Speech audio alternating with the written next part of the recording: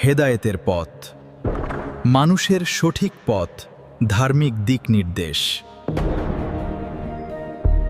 ওয়ালাইকুম। হেদায়েতের পথ চ্যানেলে আপনাদের সবাইকে স্বাগতম। আজকে আমরা গুরুত্বপূর্ণ ইসলামিক স্বপ্নের ব্যাখ্যা জানব। স্বপ্নে কেউ যদি পুরুষাঙ্গ অর্থাৎ পেনিস দেখে এবং অন্ডকোষ দেখে তাহলে তার ব্যাখ্যা কি হবে?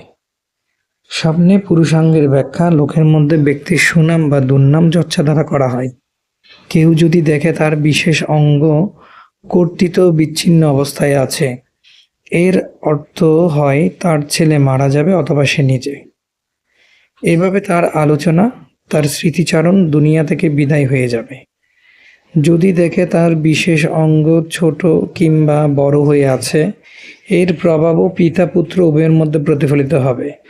যদি স্বপ্নে দেখে তার 2 বা ততোধিক পুরুষাঙ্গ রয়েছে, এ দ্বারা দৃষ্ট সংখ্যা অনুপাতে তার সন্তান লাভের ইঙ্গিত বুঝতে হবে। অন্ডকোষ।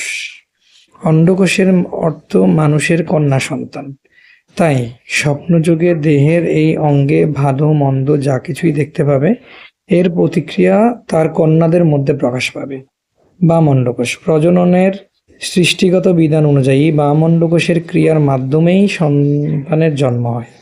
কাজেই কেউ যদি দেখে তার বাম দিকের অন্ডকোষ টেনে রাখা হয়েছে অথবা কেটে ফেলা হয়েছে কিংবা তা বিচ্ছিন্ন হয়ে পড়ে গেছে, তাহলে এর ব্যাখ্যা হবে তার আর কোনোদিনও সন্তান হবে না।